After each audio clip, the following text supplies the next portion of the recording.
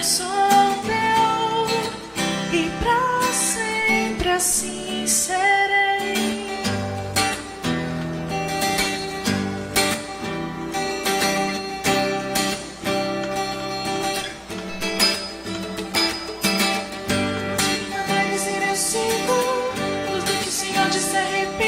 Já não vivo eu sou inteiramente teu. Se não for o teu querer eu nego, cada passo em tuas mãos entrego. Já não vivo eu sou inteiramente teu. Estou seguro em tuas mãos, Jesus. E eu sou teu, não sou de mais ninguém. O teu amor me alcançou e devolveu meu valor. E volto a dizer sou teu, e pra sempre assim serei. Não sou de mais ninguém. O teu amor me alcançou e devolveu meu valor. Eu volto a dizer sou teu, e pra sempre assim serei.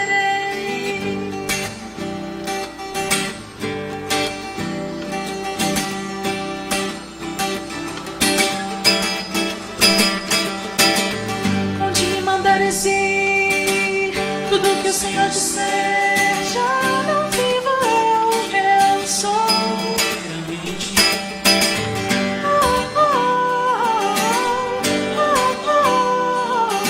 Já não vivo eu inteiramente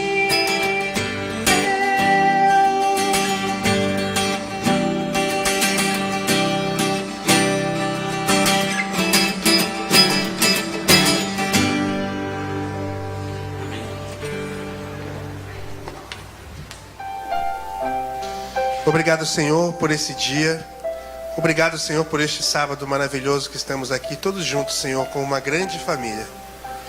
Que o Senhor possa ficar conosco agora, que o Teu Espírito possa vir confortar os nossos corações. O Senhor sabe os problemas, os desafios, as dores que temos passado, que temos enfrentado. Que o Senhor possa abençoar cada um desses Teus filhos que estão aqui agora prostrados, Te adorando. Prostrados, Senhor, em humilde reverência. Que o Senhor possa, por favor, ficar conosco, nos dar força, nos dar entendimento e nos dar conforto também. Agradecemos também, Senhor, porque o Senhor tem abençoado muito essa Tua família. Obrigado, Senhor, por tudo que o Senhor faz por nós. Obrigado pelas bênçãos materiais, pelo conforto que o Senhor nos dá, pelo entendimento que o Senhor nos dá. Obrigado pela família que temos.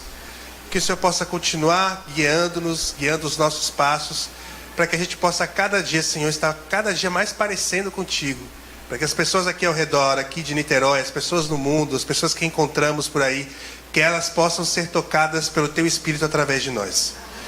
Fica conosco hoje, fica conosco amanhã, fica conosco sempre, eu te peço e te agradeço, em nome de Jesus. Amém. Hoje nós estamos recebendo dois amigos, Sidônio e José, que vão louvar a Deus nesse momento. Eles são angolanos e, enfim, que Deus possa abençoar vocês agora. Olá, bom dia. Como foi apresentado, nós somos José e Sidônio.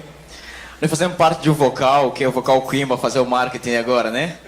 Fazemos parte de um vocal Quimba lá no NASP, nós somos do NASP São Paulo e angolanos africanos. E hoje vamos cantar uma música Rude Cruz, já acredito que todos aqui, ou a maioria, conhecem, mas num dos dialetos de Angola. Angola tem 9 dialetos oficiais, tem outros mais oficiais, são 9. E um deles que é Quimbundo, certo? Quimbundo, nós vamos cantar a música Rude Cruz.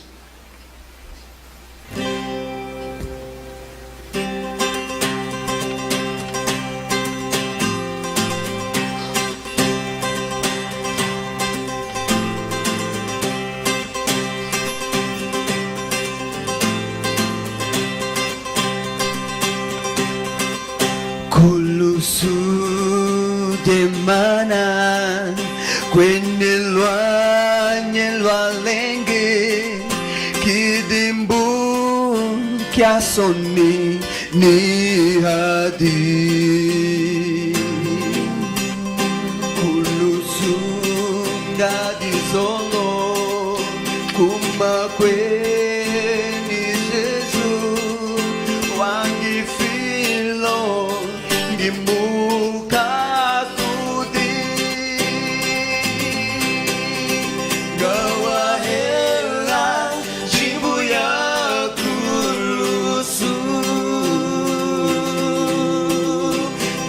Kitanga Kateo Kufa Gambata Dikulusu Jami Katenggitam Buloki Tundu Kulusu Demana Kwenelwa Lengi Pitimbu Kasoni Ni Hadi Kulusu Kansolo Makweni Jesus Wangi Filo Gifu Katuli Gawa Hela Shibuya Kulusu Kitanga Kateo Kufa Gambata Titulusu Jambi Katengita Buloki Tundu Gawa Ela Shibuya Kulusu Kitanga Kateo Kufa Gambata Titulusu Jambi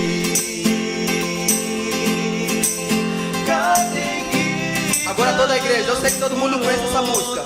Vamos cantar com a gente? Em português agora, em português, vamos lá. Em português. Se eu amo a mensagem da cruz. Você mais alto. Te morrer, eu a vou proclamar.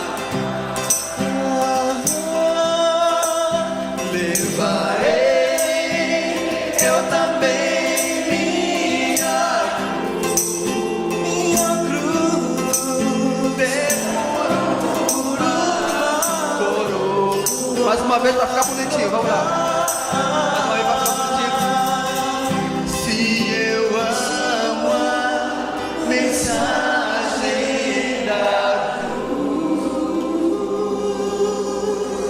te morrer, eu a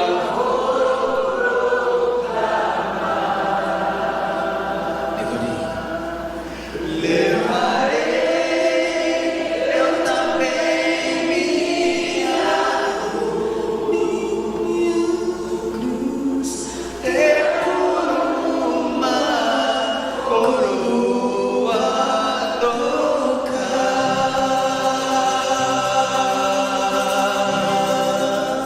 Amém. Querido Deus, nós agradecemos a oportunidade de estar em tua casa. Agradecemos pela tua presença entre nós. Agradecemos pelos amigos que nos rodeiam. Mas agora pedimos que o Senhor fale ao nosso coração. Nos ajude, Senhor, a nos concentrarmos em tua palavra, naquilo que o Senhor quer falar a nós. Usa como um instrumento em tuas mãos o pregador. Nós pedimos em nome de Jesus. Amém. Que a graça e a paz de Jesus esteja com todos nossos irmãos, com cada um de nós. Amém?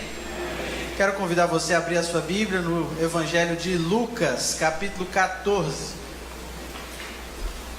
Lucas, capítulo 14. E enquanto você estiver abrindo, eu quero mandar um recado. A liderança da equipe verde pediu para que todos os membros da equipe verde estejam aqui na igreja às 15 horas, para poder receber um breve treinamento e se dirigirem para o supermercado, tá bom? Para poder reverter essa situação aí. Amém? A equipe verde é uma equipe grande, é a maior equipe da igreja. E eu acredito que vocês têm muito a contribuir, não por causa da competição, porque isso aqui é uma brincadeira, mas para a honra e glória de Deus, para a gente alimentar pessoas que precisam. O mutirão de Natal é uma época em que a gente coloca o nosso coração para trabalhar para o próximo, né?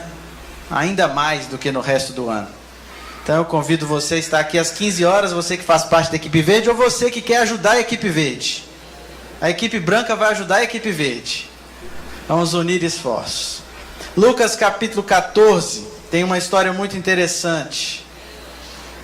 Fala a respeito de uma história que Jesus contou. Eu gostei muito da música que foi cantada aqui, que fala sobre a Rude Cruz. Obrigado aos irmãos angolanos. Eu admiro muito a música de lá. Tem um grupo que eu não sei se é de lá mesmo, chama Tungendesa. Eu tenho algumas músicas, eu gosto de ouvir no carro e eu quase canto a mesma coisa, viu? Se bobear, essa Tungendesa mesmo, eu sei decorado. Prazer ter vocês com a gente, viu? Deus foi honrado através dessa música. Lucas capítulo 14 tem uma história que Jesus contou. Vamos ler? Verso 16. Ele, porém, respondeu: certo homem deu uma grande ceia e convidou muitos. À hora da ceia, enviou o seu servo para avisar aos convidados: vinde, porque tudo já está preparado. Não obstante, todos a uma começaram a escusar-se. E disse o primeiro: comprei um campo e preciso ir vê-lo. Rogo-te que me tenhas por escusado. Outro disse: comprei 5 juntas de bois e vou experimentá-las. Rogo-te que me tenhas por escusado. E outro disse: casei-me e por isso não posso ir. Voltando o servo, tudo contou ao seu senhor. Então, irado, o dono da casa disse ao seu servo: sai depressa para as ruas e becos da cidade e traze para aqui os pobres, os aleijados, os cegos e os coxos. Depois lhe disse o servo: Senhor, feito está como mandaste, e ainda há lugar. Respondeu-lhe o Senhor: sai pelos caminhos e atalhos e obriga a todos a entrar, para que fique cheia a minha casa. Porque vos declaro que nenhum daqueles homens que foram convidados provará a minha ceia.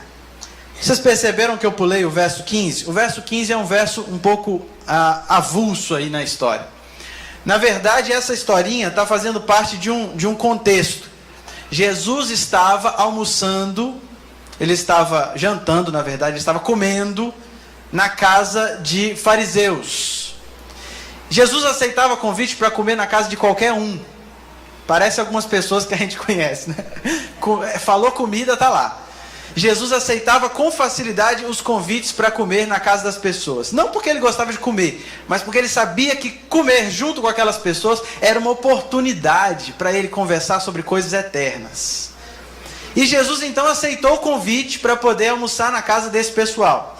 E quando eles sentaram lá, eles começaram a conversar sobre o pão da vida, começaram a conversar a respeito de coisas eternas. E aí Jesus falou assim: olha, o pão da vida foi oferecido para vocês, judeus, mas vocês estão rejeitando o pão da vida, e ele vai ser oferecido para os gentios. Aí uma das pessoas que estava lá quis desviar o assunto, porque percebeu que Jesus estava mandando indireta para eles, e aí ele falou que está no verso 15, falou: bem-aventurado aquele que comer do pão do céu. E aí Jesus viu que ele tinha desviado o assunto, e Jesus falou assim: eu vou contar uma historinha aqui que vai ilustrar bem isso. Aí Jesus contou a história. Ele começa a falar de uma ceia, de um grande jantar. E para a gente poder entender um pouco melhor essa história, a gente precisa compreender alguns detalhes históricos que estão aqui por trás desta parábola ou dessa história que Jesus contou. Um dos detalhes interessantes é que naquela época eles não comiam como a gente come hoje.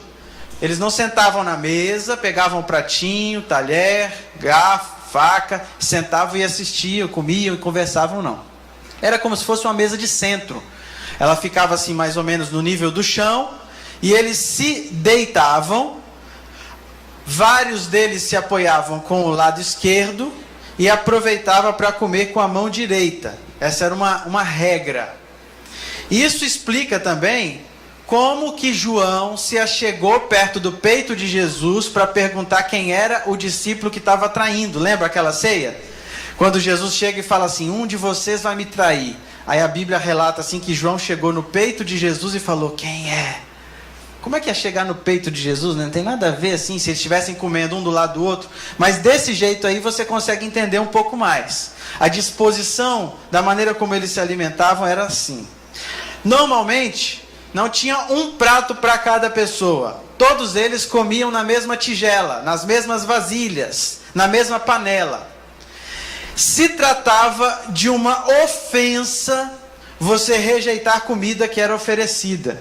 Então, se chegasse na casa, o pessoal tivesse participando da refeição e te chamasse, aceita. Porque comida, principalmente no ambiente deles, num ambiente desértico, era uma coisa muito especial, era bênção.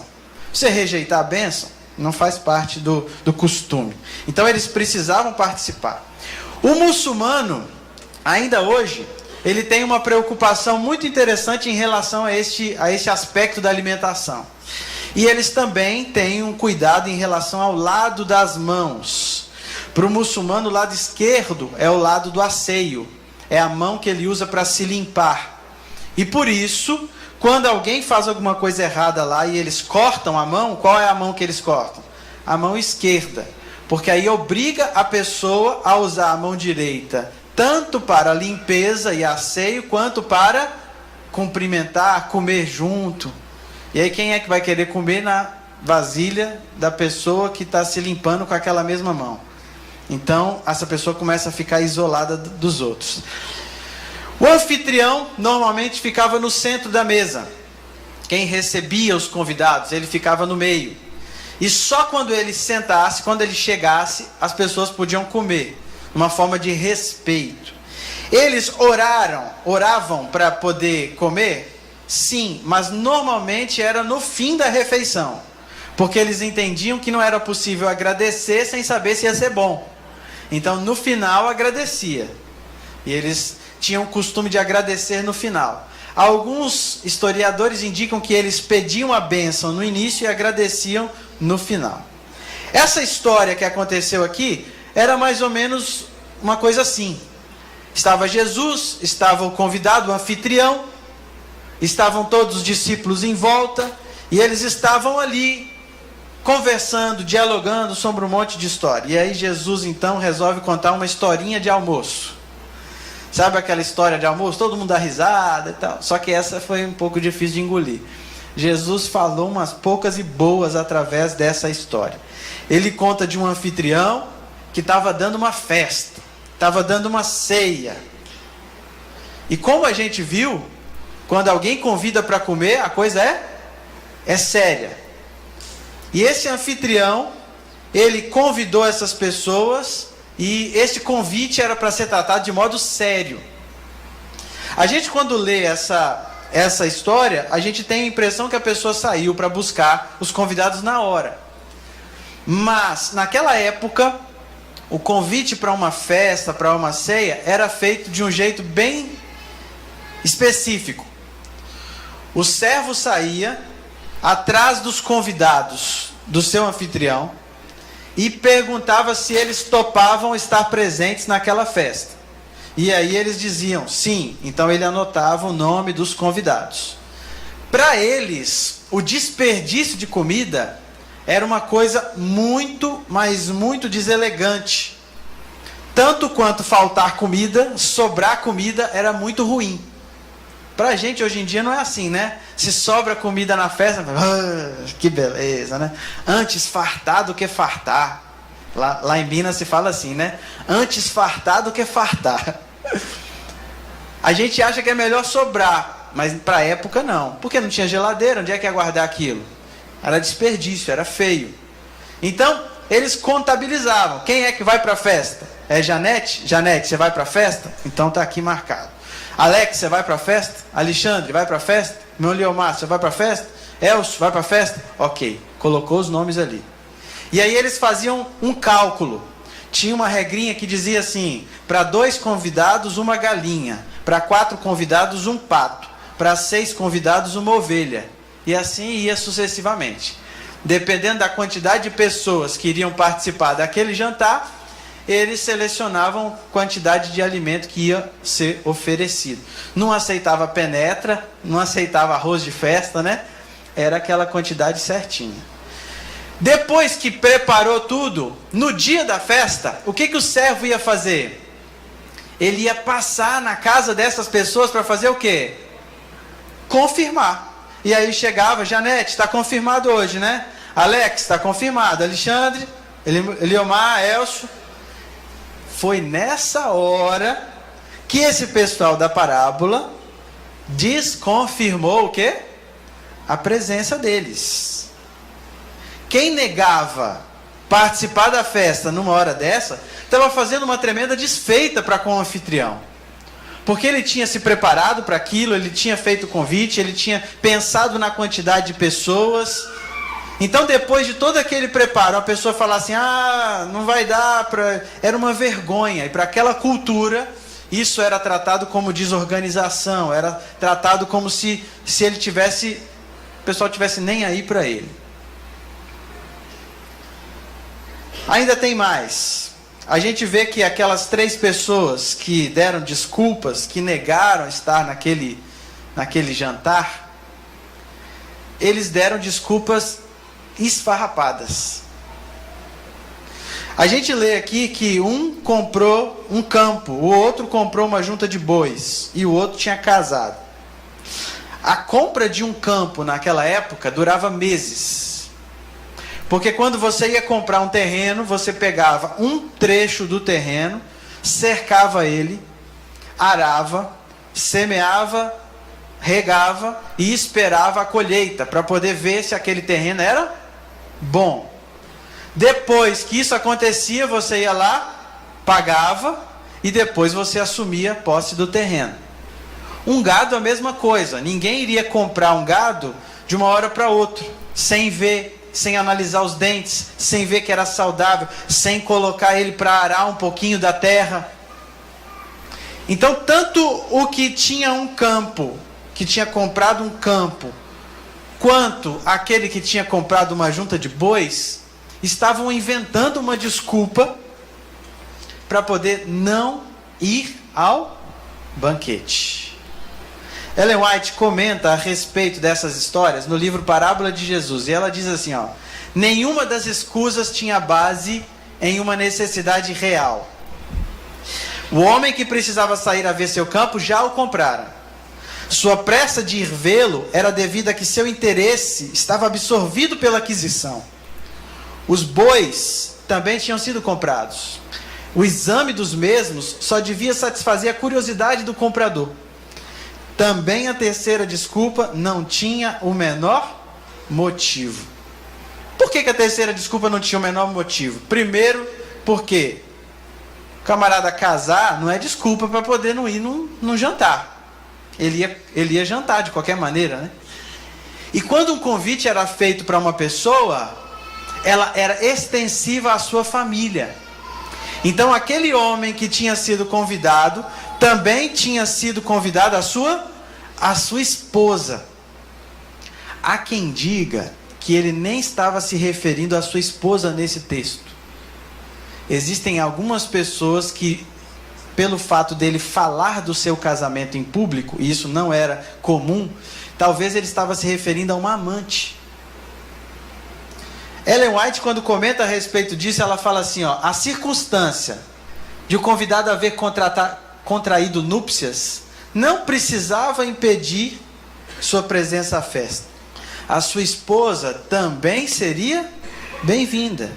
Fizera, porém, os seus próprios planos de prazer, e estes lhe pareciam mais desejáveis do que comparecer à festa como prometera. Aprendera a achar prazer noutra companhia que não a do anfitrião. Triste. 3 desculpas, né? 3 histórias com desculpas esfarrapadas. E por que Jesus contou essas 3 histórias? Por 2 motivos. Primeira razão, Jesus estava presente ali com os judeus. E os judeus foram estes convidados que aceitaram de cara a mensagem de um Messias. Eles falaram: opa, Messias está vindo? Nós aceitamos esse Messias. E eles abriram o coração e receberam o Messias. Só que foi passando o tempo e eles começaram a perceber que o Messias não era o Messias que eles queriam. E aí, quando passou o tempo, eles começaram a rejeitar o Messias. Então, a primeira vinda de Jesus a essa terra está representada aqui nessa ceia. Porque aqueles que Jesus queria que aceitassem o convite, rejeitaram o convite. Os judeus rejeitaram o convite de Deus para que a salvação fosse oferecida através deles para todas as nações da terra. E aí o que Deus fez? Qual é o plano de Deus? Vamos oferecer a salvação para todos, para outros, para quem quiser. E aqui nós somos retratados na parábola como esses mendigos que estão aqui. Os judeus eram os bonzinhos, que estavam nas casas, comprando terreno. Os mendigos que estavam na rua, somos nós. Todos que não são judeus, que não fazem parte do povo que Deus queria tornar especial. Deus ofereceu então a salvação para todos nós. Agora tinha um segundo motivo pelo qual Jesus colocou essa história e descreveu essa história aqui. Porque essa salvação é oferecida a nós também. Jesus bate uma vez em nosso coração e nos oferece a oportunidade da salvação. E muitos de nós temos dado desculpas para não aceitar Jesus. Sabe o que Deus vai fazer? Vai ficar chorando, vai ficar triste porque você não quer ir para o céu com Ele? Vai levar quem quer. E muita gente vai ser surpreendido quando chegar no céu e falar: fulano, pecador, lascado lá na terra. Aceitou. Estava na rua, quando Jesus chegou para ele, ele falou: eu quero. E foi. Essa ceia está descrita no livro do Apocalipse, capítulo 19. Eu vou ler aqui o verso 7, diz assim: alegremo-nos e exultemos, demos-lhe a glória, porque são chegadas as bodas do Cordeiro, cuja esposa a si mesma já se ataviou.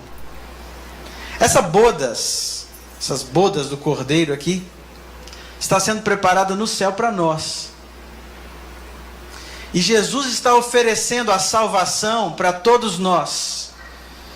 Jesus é o pão que é oferecido por nós nestas bodas do Cordeiro. Só que infelizmente muitos corações estão endurecidos. E ao invés de apreciar a companhia do Senhor, ao invés de querermos estar nessa ceia, muitos de nós temos dado desculpas. Você já deu alguma desculpa quando você não queria fazer alguma coisa? Recentemente eu vi na internet essa imagem aqui desse menininho. Ele escreveu esse bilhete: senhores pais, amanhã não vai ter aula, porque pode ser feriado. Assinado tia Paulinha. É verdade esse bilhete. Assim como esse menino, eu acho que a gente às vezes escreve bilhetes para Jesus assim: Jesus, queria muito ir no céu, mas eu vou fazer um negocinho aqui na terra, mas não esquece de mim. É verdade esse bilhete. Jesus olha e fala: meu filho, você quer ou não quer?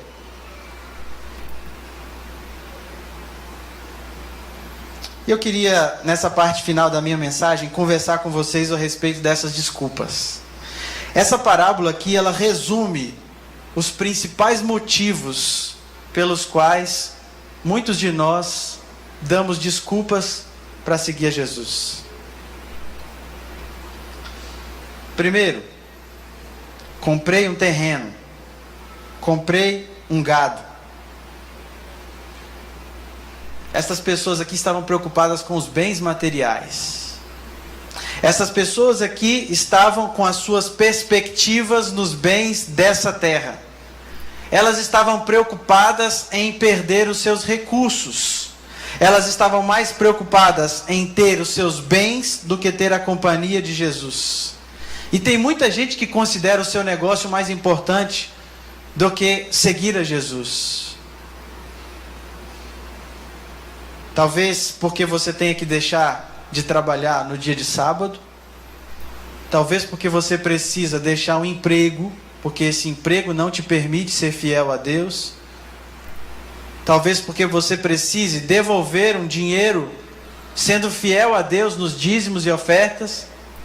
Muita gente começa a dar desculpa quando vê que para seguir a Jesus, para aceitar a Jesus, precisa deixar de lado o amor aos bens materiais.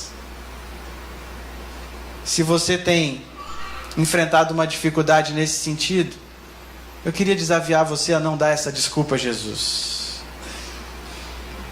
Depois a gente vê aqui uma pessoa falando: eu me casei, por isso eu não posso ir. Tem gente que coloca as suas relações sociais acima do convite de Jesus. Algumas pessoas colocam o esposo, a esposa, o filho, o pai, a mãe, acima da sua decisão por Jesus. Coloca as dificuldades e fala: se eu aceitar Jesus, eu vou criar uma confusão lá na minha casa. E essa pessoa pensa que ela vai ter harmonia em casa, dizendo não para Jesus. E é exatamente assim que começa uma crise dentro de casa. Porque Deus, em nossa vida, vem para nos dar bênção. E nós precisamos deixar essas desculpas fúteis de lado.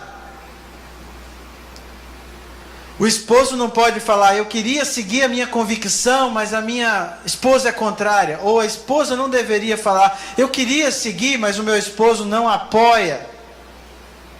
É fácil seguir sozinho? Não, não é. Mas nós precisamos tomar uma decisão individual. Tem pessoas que têm medo de decepcionar os filhos. Ou tem pessoas que impedem os filhos de seguir a Jesus. Eu lembro uma vez, uma das igrejas que eu fui pastor, onde um senhor, mais de 80 anos, ele dizia: não posso me batizar, porque a minha avó era católica, a minha mãe era católica, e eu prometi que eu ia morrer católico. E a gente argumentou, a gente conversou, ele guardava o sábado, ele ia na igreja, ele vivia a vida de um adventista, mas ele tinha feito uma promessa, entre aspas, e ele acreditava que não podia quebrar essa promessa. Não é fácil a gente quebrar uma promessa assim, mas a Bíblia diz que a gente não deve colocar como desculpa as nossas interações, pai, filho, irmão, irmã, vovó, acima da nossa interação com Ele. Nós precisamos obedecer primeiro a Deus, atender primeiro a Deus. E a gente não deve permitir que o amor pelo um parente querido seja acima do nosso amor para com Deus. A gente não deve permitir que o nosso amor pelos bens materiais, pelas riquezas, nos impeçam de seguir aquele que é quem nos dá as bênçãos materiais. Tem uma outra desculpa muito usada, mas que não está declarada de forma explícita aqui na parábola. É aquela frase: eu não estou preparado ainda. Não, mas quem foi que deu essa desculpa aqui? Eu imagino que alguns dos pobres, eu imagino que alguns daqueles aleijados, aqueles mancos, aqueles cegos que foram convidados, alguns devem ter negado. O servo saiu falando: ó, vai ter ali uma festa e o pessoal não foi, e nós estamos chamando todo mundo, bora! Mas eu não vou com essa roupa aqui, eu não vou não, desculpa aí, mas eu não estou preparado ainda. E eu acredito que muitas vezes a gente age assim. A gente em nossa insignificância, quer se arrumar diante de Deus, ou acha que a gente vai conseguir apresentar alguma coisa digna diante de Deus. A palavra de Deus nos diz para a gente não colocar nada disso como uma desculpa. A palavra de Deus nos diz para a gente colocar Jesus em primeiro lugar. A palavra de Deus nos diz para a gente aceitar esse convite. E Jesus encerra essa parábola falando isso. Falando assim: abriu-se a porta da graça para todos. Não é para os especiais, não é para os que conseguem, não é para os superpoderosos, é para quem quiser. A porta da graça hoje se encontra aberta para que você e eu possamos entrar e aceitar o convite de Jesus. Aqui não tem santo, aqui não tem ninguém perfeito. A igreja adventista é composta por pessoas falhas, pecadoras, desde o presidente da conferência geral, passando por todos os pastores, apresentadores de Novo Tempo, até chegar aqui na nossa igreja. Anciãos, pastor, todos somos pecadores, aleijados, mancos, cegos, que carecem da graça de Jesus. A diferença é que a gente aceita entrar no convite, entrar no banquete. A gente aceita esse convite. E a gente queria estender esse convite para você nessa manhã. A minha mensagem de hoje é de uma maneira especial para aqueles que precisam tomar uma decisão esse ano ainda em favor de Jesus. A minha esposa vai cantar uma música. E eu queria convidar para vir aqui à frente aquelas pessoas que ainda não disseram sim para Jesus. Talvez você disse sim no seu coração, mas você ainda não desceu as águas do batismo. Talvez você esteja estudando a palavra de Deus ainda, e você precisa dizer um sim de forma mais convicta. Talvez este ano está chegando ao fim, e a sua ideia era descer as águas este ano ainda. Eu não sei se vai dar tempo, mas eu queria convidar você para vir aqui. No sábado que vem a gente vai ter um batismo.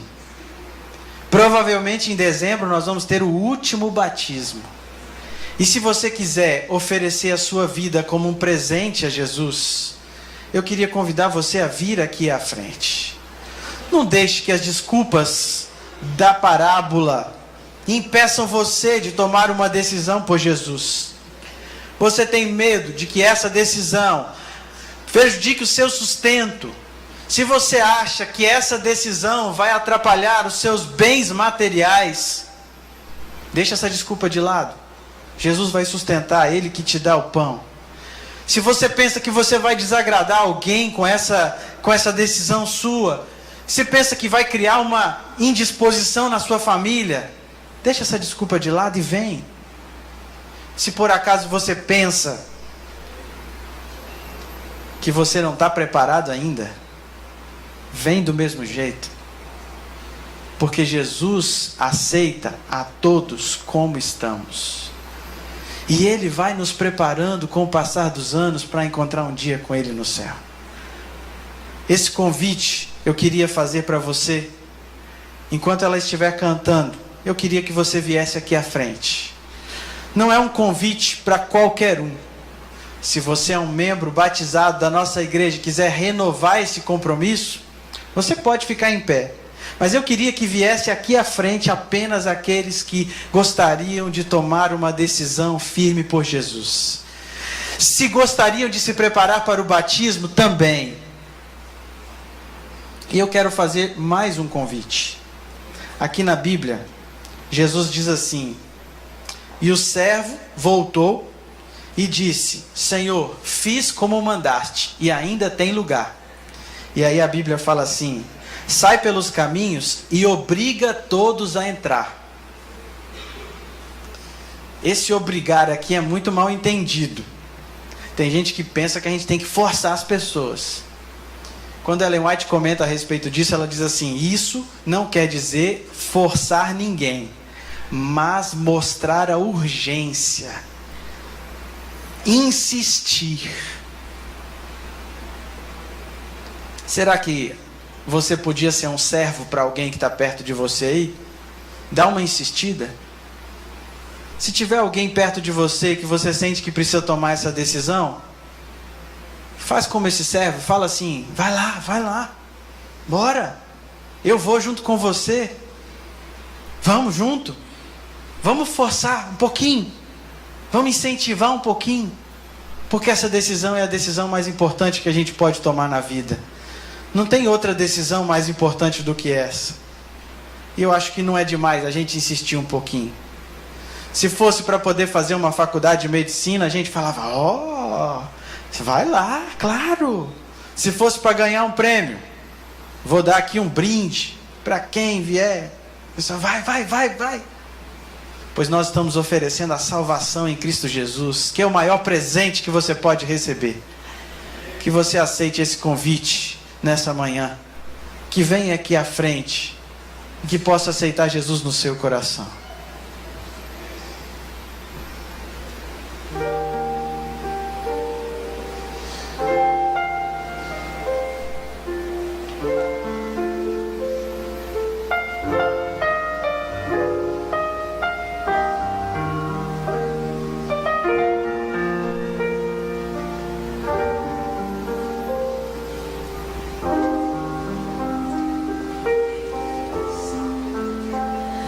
Quando Jesus te chama e tu não vens, pra onde vais então? Voltas pro mundo e tudo que contém, mas voltas triste como ninguém, porque voltar pro frio gelado que destrói e abandonar os braços de amor do Pai, porque insistir no que te faz tão mal, no que te rouba a paz.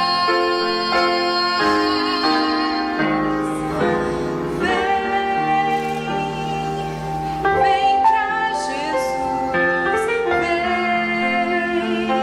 vem pra Jesus. Agora é o momento, não podes deixar pra depois.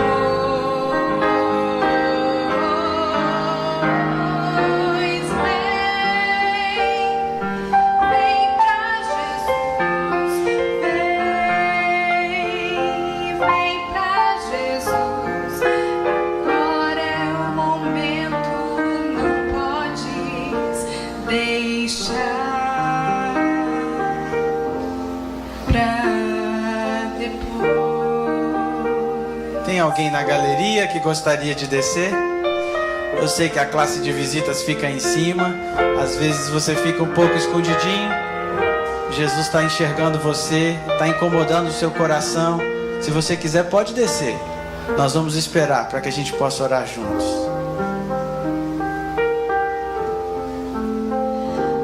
Quando Jesus te chama e tu não vens, pra onde vais então? Voltas pro mundo e tudo que contém, mas voltas triste como ninguém. Junto de Cristo existe sempre um bom lugar, onde calor e abrigo pode se encontrar, e onde a vida pode retomar sua força e ser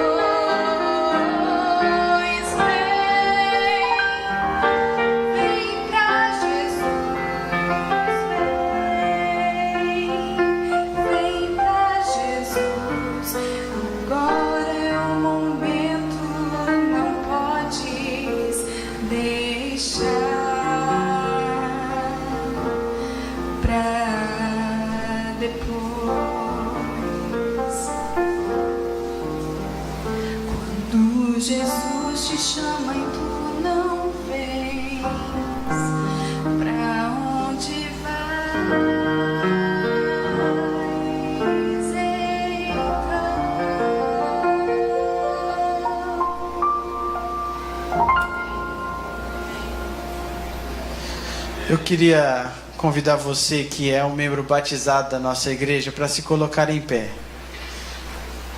Eu queria fazer uma oração de consagração também para você que já se decidiu por Jesus.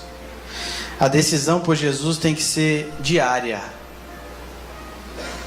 E eu estou fazendo esse pequeno adendo ao meu convite, porque não é porque você fez uma vez a decisão e decidiu uma vez por Jesus que você está salvo para sempre. A gente precisa caminhar com Jesus. A gente aceita o convite, mas a gente precisa andar com Jesus dia a dia.